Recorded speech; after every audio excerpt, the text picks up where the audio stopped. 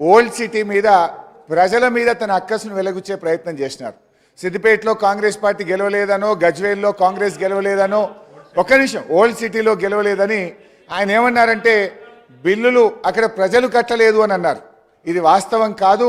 అక్కడేదన్నా ఒక lift irrigation ప్రాజెక్టుదో ఒక industrialist ఎవరైనా కట్టకపోతే ఇవాళ మీరు ప్రభుత్వంలో ఉన్నారు కనుక మీరు ఆ బిల్లులు వసూలు చేయండి తప్ప మొత్తం ఆ నియోజకవర్గ ప్రజల్ని బదనాం చేసే విధంగా మాట్లాడడం సబబు కాదు అని మీ ద్వారా విజ్ఞప్తి చేస్తున్న అధ్యక్ష.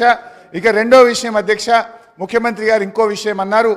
బీఆర్ఎస్ పార్టీ కాంగ్రెస్తో పొత్తు పెట్టుకుంది, తెలుగుదేశంతో పెట్టుకుంది, ఎంఐఎంతో పెట్టుకుందని అన్నారు అధ్యక్ష. అవును, మేము పెట్టుకున్నాం. నిజంగా టీఆర్ఎస్ పార్టీ ఆ రోజు 2004లో కాంగ్రెస్ పార్టీతో పొత్తు పెట్టుకొని మీరు తెలంగాణ ఇస్తామని కామన్ మినిమం ప్రోగ్రాంలో పెట్టి రాష్ట్రపతి నోట చెప్పి మీరు మోసం చేసిండు కనుకనే మిమ్మల్ని వదిలిపెట్టి ఆ రోజు తెలుగుదేశం పార్టీతో పొత్తు పెట్టుకున్నాం అధ్యక్ష. అయితే ఇవాళ మేము తెలుగుదేశంతో పెట్టుకున్నా, కాంగ్రెస్తో పెట్టుకున్నా, ఎవరితో పెట్టుకున్నా మొత్తం ఈ రాష్ట్ర దేశ రాజకీయ వ్యవస్థను ఒప్పించి మెప్పించి తెలంగాణ సాధనలో భాగంగా చేసినాం. ఇవాళ మేము సక్సెస్ అయినాం. మా ప్రయత్నం వల్లనే ఇవాళ తెలంగాణ వచ్చింది. లేకపోతే ఆ రోజు తెలుగుదేశం తెలంగాణకు జై తెలంగాణ అంటేనే పెట్టుకుంటామన్నాం. మాకు సీట్లు ఓట్ల కంటే కూడా రాజకీయ వ్యవస్థను ఒప్పించాలి, మెప్పించాలి, ఈ రాష్ట్రాన్ని సాధించాలని ఒక వ్యూహాత్మక భాగంలో మేము చేసినాం. ఇవాళ విజయం సాధించినాం. ఇవాళ రాష్ట్రాన్ని మేము సాధించినాం అనేటువంటి విషయాన్ని ముఖ్యమంత్రి గారు గుర్తుపెట్టుకోవాలి. ముఖ్యమంత్రి గారు ఆయన వ్యక్తిగతంగా పదవుల కోసం ఆయన పార్టీలు మారింది తప్ప మేము ఇతర రాజకీయ పార్టీలతో పొత్తు పెట్టుకుంటే తెలంగాణ కోసం మేము పెట్టుకున్నాం అధ్యక్ష. జూబ్లీ హిల్స్ ఎమ్మెల్యే గారిని కూడా జూబ్లీ హిల్స్ ఎమ్మెల్యే గారిని కూడా ఇవాళ అవమానపరిచినారు. జూబ్లీ హిల్స్ ప్రజలు, విజ్ఞులైనటువంటి ప్రజలు మా ఎమ్మెల్యే గోపీనాథ్ గారిని గెలిపిస్తే ఏదో ఎంఐఎం పోటీలో పెట్టడం వల్ల ఆయన గెలిచిండని జూబ్లీ హిల్స్ ప్రజల్ని అవమానపరిచే విధంగా జూబ్లీ హిల్స్ ఎమ్మెల్యే గారి పేరు కూడా తీసుకోలేదు. వారికి ఎందుకు వస్తారు? వివేకానంద గారు సార్, వారు తెలంగాణ వారి ఎలా గౌరవ సభ్యులు మాట్లాడుతూ సిద్దిపేట ప్రజలు బిల్లులు ఎక్కడ కూడా ప్రజలు అనే పదం రాలే ఉంటేదాన్ని తప్పకుండా మీరు ప్రజల పదం రాలే. ప్రజల ఒక నిమిషం సిద్దిపేట ప్రాంతానికి సంబంధించి వారు చెప్పినట్టుగా అది వాటర్ ప్రాజెక్టుదా ఇంకేదా ఆ డెఫినేషన్లో పోలేదు. అక్కడి నుంచి బకాయిలు రావాల్సి ఉండే వారు గౌరవ సమర్థవంతమైన శాసనసభ్యులు బిల్లు కట్టేయాల్సి ఉండే అన్నారు తప్ప దానికి మీరు అంతలో దొంగ అంటే భుజాలు జరుపుకునే అవసరం లేదు. తర్వాత మీరు చెప్తా ఉన్నారు ఇవాళ అరే నేనేమన్నా భుజాలు జరుపుకునే అవసరం లేదు, ప్రజల గురించి మాట్లాడలేదని చెప్తా ఉన్నా. తర్వాత అధ్యక్ష ఇంకొక మాట, ఇలా తెలంగాణకు సంబంధించి చెప్తారు. తెలంగాణ కాంగ్రెస్ చేయకపోతే వాళ్ళు తెచ్చింది అధ్యక్ష.